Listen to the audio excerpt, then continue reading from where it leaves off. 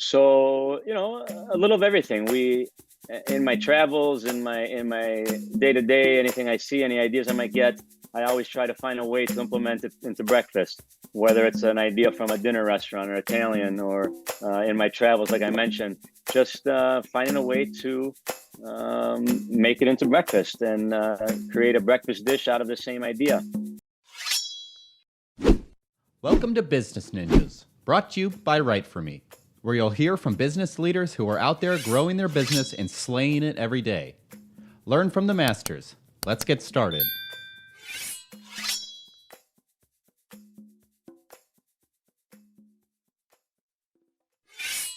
Hey everybody, welcome back for another episode of Business Ninjas. I'm here today with Taki Kastanis. He's the founder and CEO at Yolk.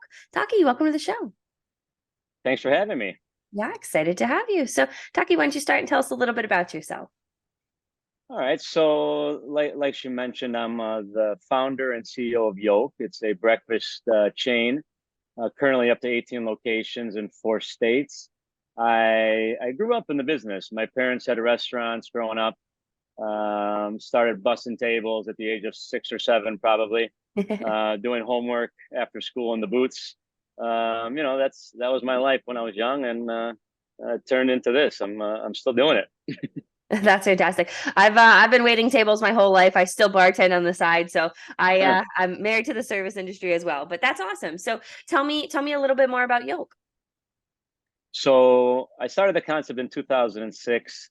The idea was, and at the time there were very few, a breakfast-centric, one shift, 6 to 3 type of concept, where it was the beauty of the restaurant industry that I had grown to know and love, but without having to work the nights, without having to work the overnight shifts, and a restaurant concept that you can have a family life, a normal life, and still be in the business. Since 2006, the first one was in Chicago in the South Loop, an up and coming area at the time. Still one of our busiest stores, the OG Yolk, as we call it. And it took off early on, and within the first 3 years, I had opened 2 more. Held steady at 3 locations for a while, and then found it was time to grow. We grew to more stores in Chicago, of course, but also in Indiana and West Palm Beach, and soon to be in Boynton Beach. It kind of just took a life of its own, and just followed this path to where we are today. That's fantastic. And how do you come up with the food choices, the dining options, the locations that are available for Yolk?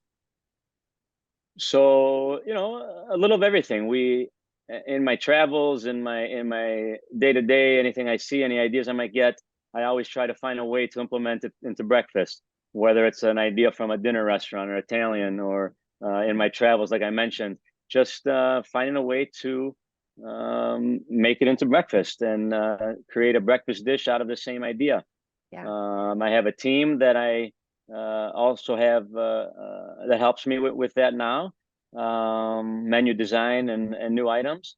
We have a very special location in Chicago, in Bucktown, called our Test Kitchen. We are constantly trying new items every week, whether it's new menu items, whether it's on the beverage side, coffee items. We test everything out over there. It's open to the public. You can come in, try it out, and give us your feedback. And then ideally, those great selling items make it onto our big menu, and we roll it out across the chain. That's fantastic. And is it only breakfast food that Yolk sells?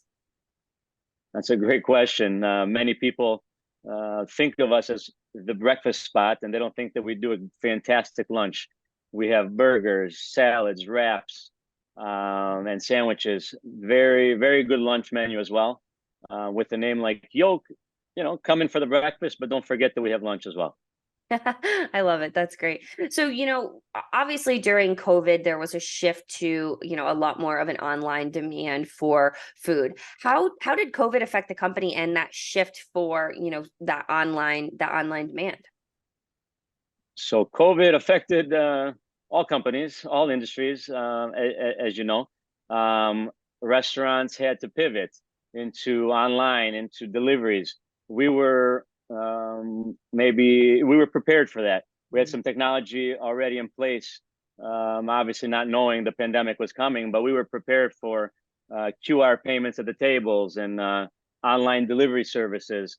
We were already set up for that. So we put all our focus into that, especially in Chicago, for example, that we were only allowed to do takeout and delivery for a long time.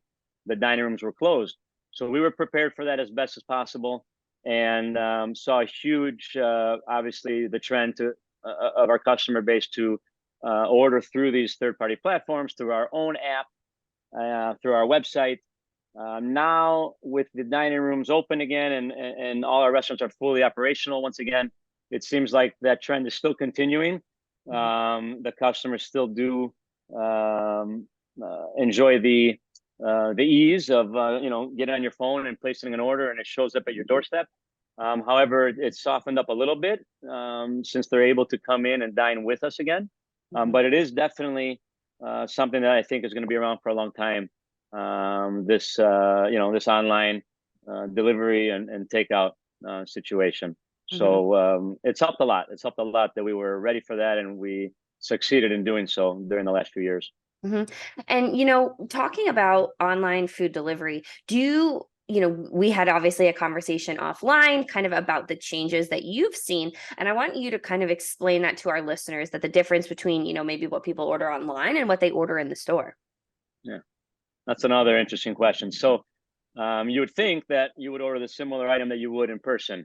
However, our data shows that when someone's ordering online or for delivery, they're choosing maybe certain items more frequently. Pancakes, for example. Pancakes travel much better than toast. So you do get an option of toast or pancakes as a side for many of our dishes. We're seeing everyone, primarily order pancakes instead of toast. Maybe it's because they travel well. Maybe it's because they can make the toast at home, I guess, easier. And they feel like pancakes is a little more, special. But we're noticing certain trends like that. A lot of French toast versus, let's say, 2 over easy eggs. I think it might be the fact that it's going to take them maybe 30 minutes to get the food, and they're picking and choosing, what they feel is best for delivery. But it's interesting to see a little difference in what they're ordering. Yeah. And, I think you said you're up to now, is it 18 locations? Correct. We're 18 plus 2 under construction still. Wow. Wow. Yeah. And, for our entrepreneurs out there that are just kind of getting started, was there a point where you realized like, okay, it's time for the next one? Or was there ever a point where you kind of recognized that it was time to grow and expand? So yes, there have been many stages of that through the last 16, 17 years. Like I mentioned earlier, when we were at 3 stores, I held firm for a minute and wanted to see how our systems worked for the 3 locations, which were in Chicago. Once I was comfortable with how operations were and consistency between the 3 stores, then we took stage 2 and we opened up a few more in Chicago. Quickly after that, then another stage happened where I decided let's go to another state. The state that made sense was the closest to us, or next city, which was Indianapolis. 2.5-hour drive, easier to supervise and assist if needed with our corporate team. And so we went through stages, and then after that we went down to Dallas. That was another stage. At one point I felt like we were a little maxed out, so we had to stop for 2 years in expansion and get our legs underneath us, whatever the saying is. And once I was comfortable again, we took another step to opening in Florida. Then the pandemic hit at some point, which we held firm again for a few years, and then now again we're in expansion phase. So it seems like throughout the 16, 17 years, there have been many times and many phases of that, slow down, grow, just, to make sure we can do it in the right way. without losing the quality and control of the company. And you said something that stuck with me. And like I said, I've been in restaurants my whole life as well, and consistency. And that's a really difficult thing. Not only consistency within one store between your chefs, but also to consistency across the brand. How do you work to mitigate that and really maintain consistency? Yes, probably the most important thing when you're growing to many locations in many cities and states is the consistency and the systems in place to keep that. From training, from the menu design and being able to source the products in the different states that we're in, that they're similar, right, or the same, to our corporate team traveling for the openings, traveling every quarter to check up and help and assist. I think we're doing a very good job of that. And it's been tough. It's not easy, especially in different markets with different, employees. But to me, that's the most important part of growing a brand. And whether you're traveling for work to Dallas and you go to Yolk, it should be the same omelet you're getting if you're in Chicago or West Palm Beach or whatnot. And it starts from the bottom, right? It's the training, it's the menu design, the recipes, and the sourcing. And just got to keep up on it, keep up and assistance from the top. Yeah, I completely agree with that. Well, Taki, I think this has been a terrific conversation. As we start to wrap up, is there anything that you want to leave our listeners with, whether it be about the industry, about Yolk, about your experience, as an entrepreneur? Anything you want to leave our listeners with?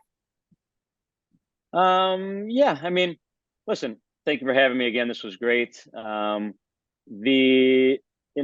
Yolk is is dear to me. We started, from one store where it's grown to a company versus a restaurant now, as I mentioned, and we're still growing. Hopefully you'll see us in your city or your town, soon. The pandemic, shook us up a little bit, shook us all up, in every industry, in every family, in every home.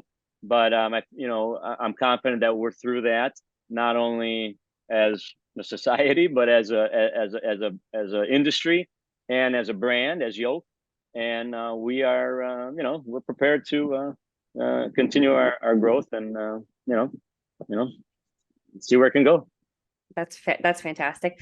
Well, Taki, like I said, this was a great conversation. I appreciate all of your insights, talking about entrepreneurship, the importance of maintaining consistency and how you're able to do that. I think this was a great conversation. I really appreciate you being on Business Ninjas today. Thank you so much for having me. This was great. Yeah, great to have you.